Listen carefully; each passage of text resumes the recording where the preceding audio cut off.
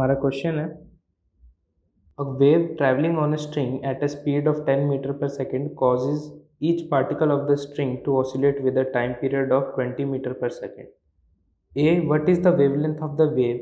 B. If the displacement of a particle is 1.5 millimeter at a certain instant, what will be the displacement of a particle 10 centimeter away from it at the same instant?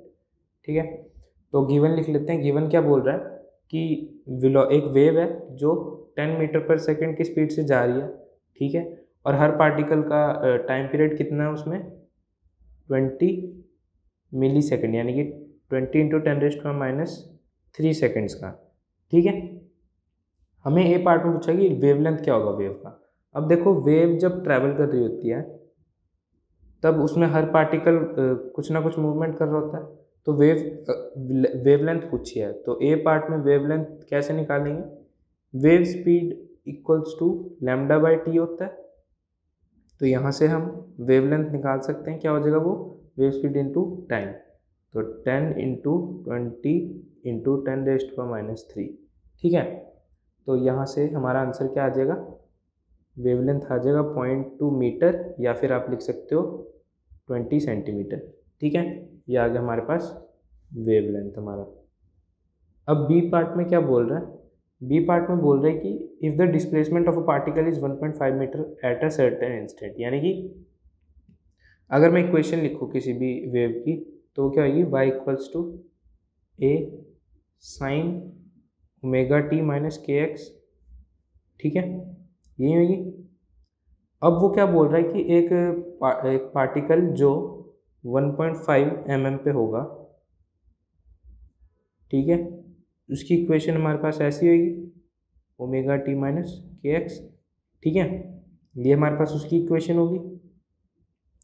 अब वो बोल रहा है कि इसी instant पे, जब ये 1.5 पे है, इसी इंस्टेंट पे एक पार्टिकल जो 10 सेंटीमीटर अवे है इससे, वो उसकी डिस्प्लेसमेंट क्या होगी, ठीक है, उसकी जो 10 सेंटीमीटर अवे है इसी इंस्टेंट पे, जिस इंस्टेंट पे ये पार्टिकल है, यानी कि टाइम उन दोनों का सेम होगा, और उसका कितना दूर होगा? 10 सेंटीमीटर दूर होगा वो, उस पर उसकी डिस्प्लेसमेंट कितनी होगी, ठीक है।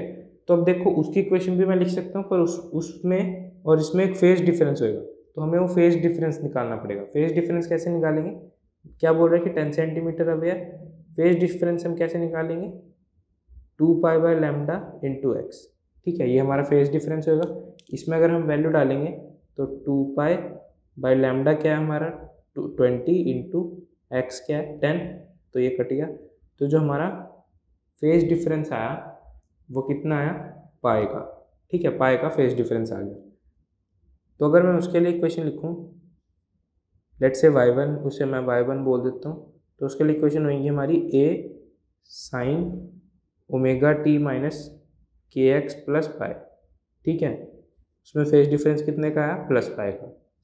अब अगर इसे मैं देखूँ तो ये हो जाएगा हमारा साइन किसमें? थर्ड क्वाड्रेंट में आ गया, तो यानी कि जो हमारा इक्वेशन बनेगा वो बनेगा y1 equals to minus a sine ω t minus kx, ठीक है।